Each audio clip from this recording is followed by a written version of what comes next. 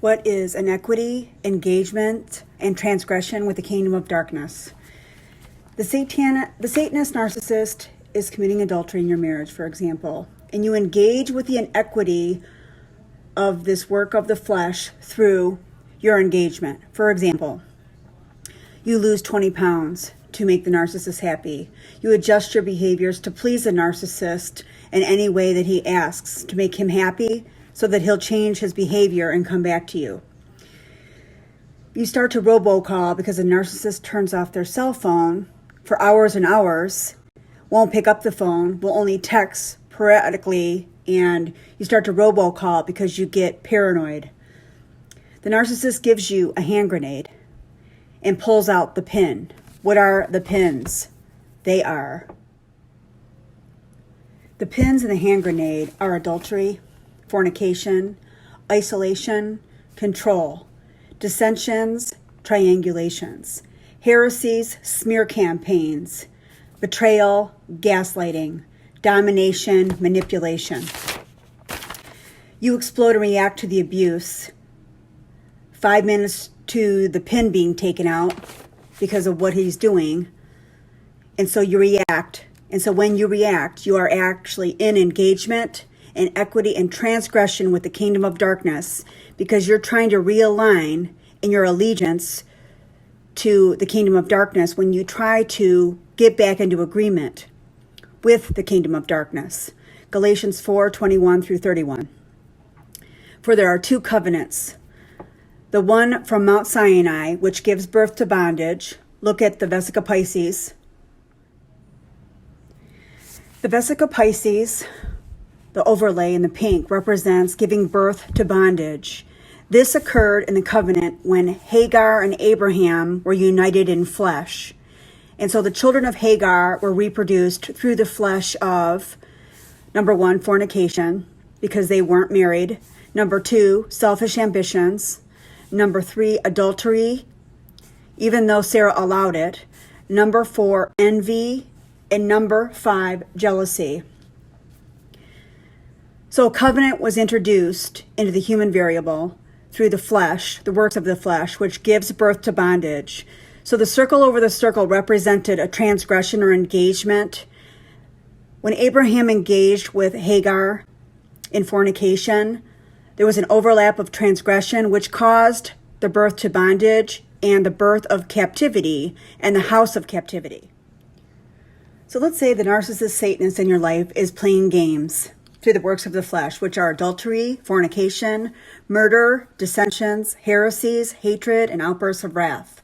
7 of the 18 works of the flesh. So the narc goes to an AA meeting on Friday night, and then he shuts off his phone after the meeting and disappears for 2 hours. Won't answer his phone and texts you where he's at. So then he starts ranting and raving that he's unhappy and single again. And he's got to find love because, you only live once. So I'm living in his condo free, and we share a daughter. So he's only being a good person because we share a child together.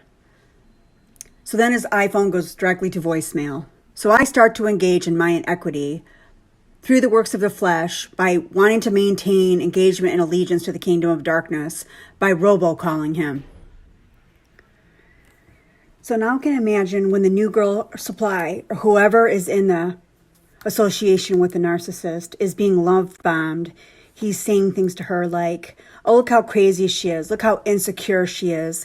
Look at how she won't stop calling me and leaving me alone. I just can't help it to be a victim. And I'm only with her because we have a daughter together and she trapped me with a child, which is a total lie. But the new victim thinks he is a victim of a psycho ex-wife, and so he seeked her out to help him out. Remember, Satan's job description is that he thinks he's a victim. So this SOB thinks he's entitled to cheat because I forced him to do it, because I'm so insecure, even though the pin he gave me was not answering his phone and being gone for hours and hours and hours with no indication of where he is, only led to my mind of imagination, which goes to bad places. So the narcissist engages in outbursts of wrath, of retaliation, which is the house of Satan. He's entitled to cheat. and commit adultery. He's entitled to fornicate because I made him do it.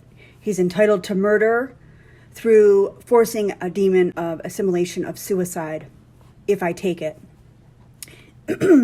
He's entitled to dissension and triangulation. He's entitled to bring 2, 3, or 4 parties in to destroy my character. He's entitled to heresy and smear campaigns to destroy me through character assassination. He's entitled to contempt prior to investigation. He's entitled to gaslight and lie about the entire situation.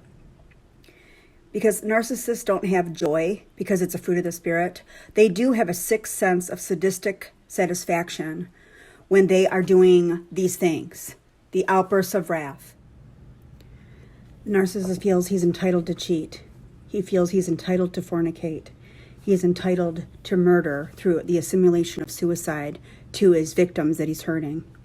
He's entitled to dissension and triangulation to destroy your character with the help of 2 to 5 other people. He's entitled to heresy and creating a smear campaign and character assassination against you and your character. He is entitled to contempt prior to investigation and gaslight you to tell you that what is true is in fact not true. I made him do all the works of the flesh to me. I would be in agreement with the works of the flesh through suicide if I was successful. Selfish ambitions, the narc is not joyous because that's the fruit of the spirit.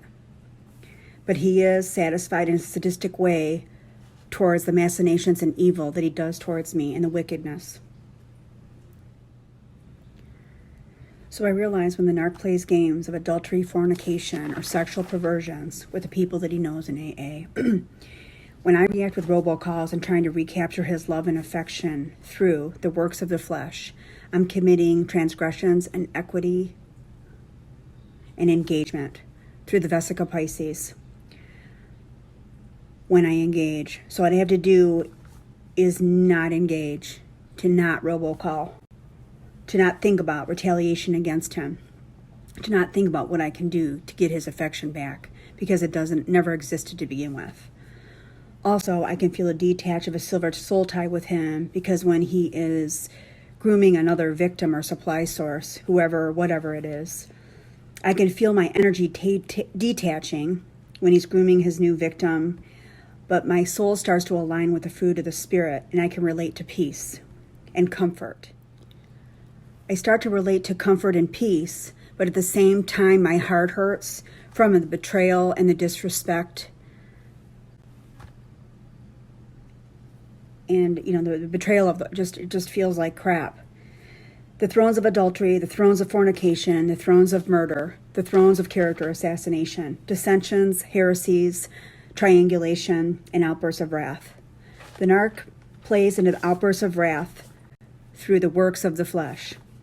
Narc commits adultery, but retaliates against you like you committed adultery against him. There's a saying, hell has no fury like a woman scorned. Well, hell has no fury like a victim narcissist who commits adultery first because he thinks you're going to do it to him in the near future. Narc commits murder, suicide. Maybe you drink or drug yourself to death. During this machination, the spirit of suicide can transfer and assimilate to you, and you can act on the spirit of suicide. So when the narcissist is doing the works of the flesh and retaliating against you for what you might do to him possibly in the future, the goal of that demon is to assimilate the spirit of suicide because you can't make sense of what's happening, of the betrayal that makes no sense. The narc plugs into the outburst of wrath. You made him cause your suicide overdose because you were being punished, because you were not being allegiant to the kingdom of darkness. Narc commits fornication, adultery, and forms a soul tie with a new primary intimate source. You made him do it because you gained 20 pounds, you don't dress well enough, you don't make enough money, etc., etc. Whatever is wrong with you.